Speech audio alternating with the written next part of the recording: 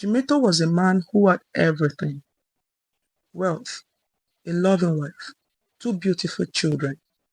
He was a billionaire in every sense of the word. But in this world, not all love is real. Some smiles hide daggers. Some family ties are chains.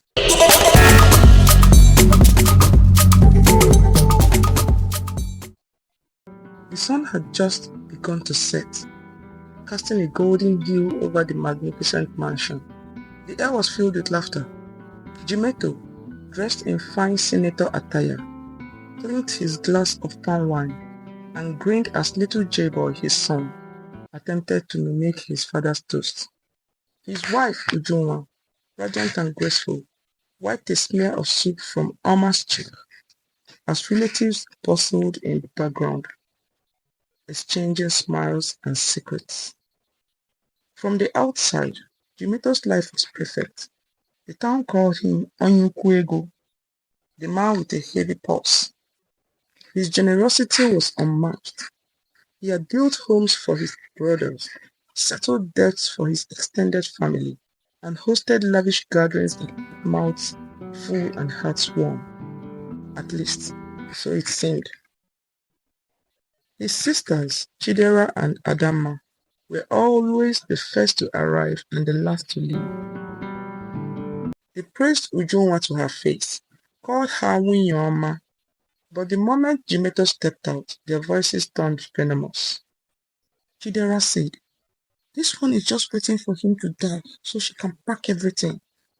Adama replied, "All this smiling and cooking, why yo? Watch her eyes, they are sharp like blade." Ujunwa tried to ignore it at first. She endured, for the love she had for her husband. But the weight of the whispers grew heavy. One evening, she gathered courage and told Jimeto. He paused, blinked, and looked away. Uju, you know my sisters. They talk too much. Don't mind them. His words were light, but his heart weighed on certain truths. He loved his wife, yes, but trust? That did not come easily. He had heard stories of wives who secretly sold off lands and shares while their husbands traveled. So Jimeto, in his caution, kept certain property documents locked away, unseen, unknown. Still, the family dinners continued. The laughter echoed, the facade endured. But as time passed, Jimeto began to notice subtle things. His brothers, now homeowners by his grace, stopped visiting unless they needed more. One borrowed a large sum and was never seen again. The fact was that Jimeto loved his wife, family and friends, but sometimes he never really knew who to trust. His sisters often whispered, eyes darting toward Ujunwa whenever they thought no one noticed. Then came the day that shattered the peace. It was J-Boy's 10th birthday. Drums beat, meat sizzled, the compound was alive. Jimeto had stepped out to answer a call, leaving Ujunwa briefly alone with his sisters. That was when Alma, curious and playful, wandered close to the kitchen window and heard it.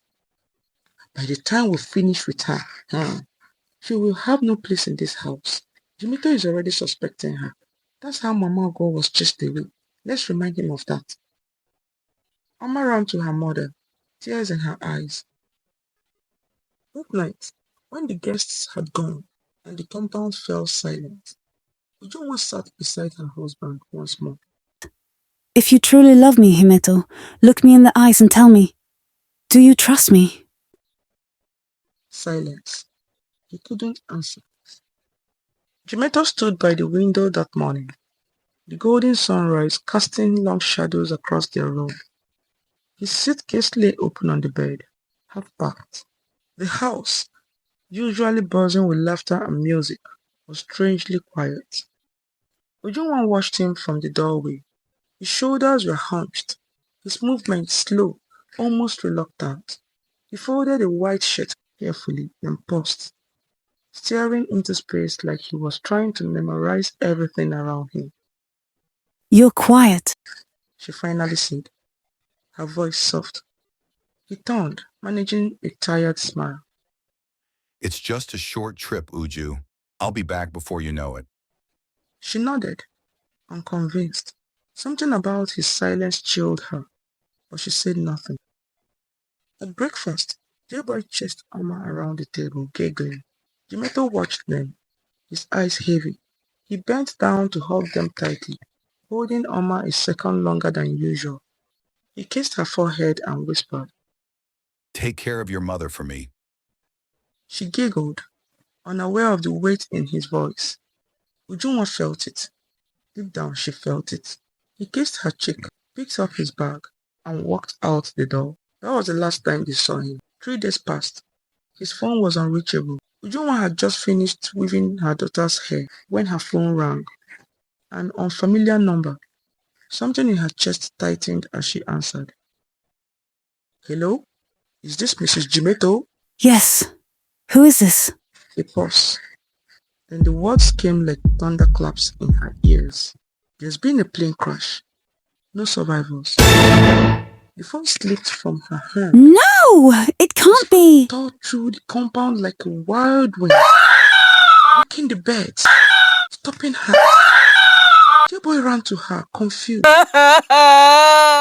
Mama clung to her waist, crying because her mother was crying. The walls of their once happy home absorbed their sorrow, brick by brick. Friends and family came, but not all to mourn. Jimito's sisters, clad in fake tears and fine lace, took over the house like vultures circling a dying animal. He didn't leave anything in your name, did he? Adama asked one morning, smiling like a blade. You know, we should manage his properties now, for the children's sake, of course. Ujunwa didn't answer. She was still battling to breathe, to believe. They came like mourners. They stayed like vultures, and soon they bared their teeth. After the news of Jimito's tragedy spread like harmattan fire, Ujunwa was swallowed in sorrow. The once lively compound was now filled with black wrappers and long fake cries. But behind those mourning eyes were flames of greed. Barely had his body turned to dust than the whispers began to rise. She killed him. She killed him for his wealth. Another said, she charmed him into loving her. Now the charm has backfired. The sisters, Adamma and Chidera, tore into her jewelry box before the 7th day had passed. This necklace was bought with our brother's money, Adamma hissed, yanking a coral bead necklace from Ujunwa's chest. And these gold earrings, eh?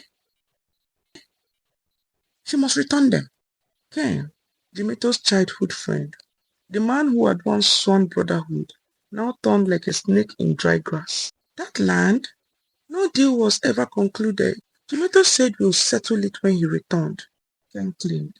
He seized the property, ignoring the signed agreement that sat forgotten beneath a stack of bills.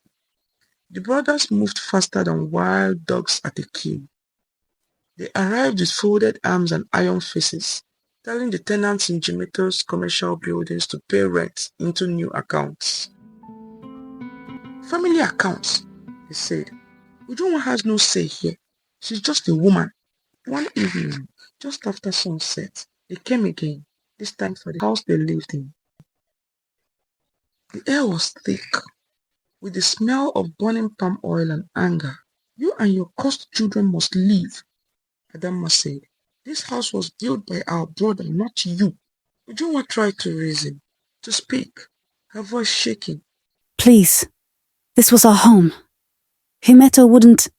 Before she could finish, a slap thundered across her face. The elder brother, Obiora, struck her across the face. Silence fell. Oma screamed.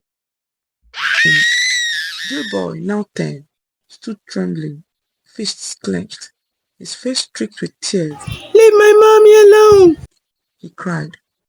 Another shove. They shoved him. He fell, landing hard against the chair. And then came the final humiliation. Adamma, lips twisted in cruelty, opened her colossal bag and pulled out 2 long canes. You won't dress like a queen after killing our brother. They dragged Ujunwa to the courtyard. In front of her children, they shaved her hair that was once thick and long, until her scalp was bare. The children wailed. They gathered her wrappers and gowns, gifts from Dimeto over the years, and burnt them in a heap, the flames rising like a wicked prayer. She shouldn't look good while our brother lies on the earth, they spat. Chidera pointed her finger, trembling with rage. Dimeto promised to sponsor my son in the university, but you killed him before he could. Wicked woman. Ujunwa stood there, head bowed, her heart breaking with every insult, every flame, every lash of betrayal. She could not speak, because she didn't have words, but because even the truth now sounded like lies in the ears of wolves. She was speechless, shattered. Not all enemies come with weapons. Some come as kin. In places where loyalty wears a mask and grief is measured by what can be gained, the deepest wounds aren't carved by knives. Ujunwa stood alone, stripped of her dignity. But what they didn't know was that the dead do not always stay buried. And Jimeto, his story is far from over. For this was only the beginning. Watch out for part 2 of this story.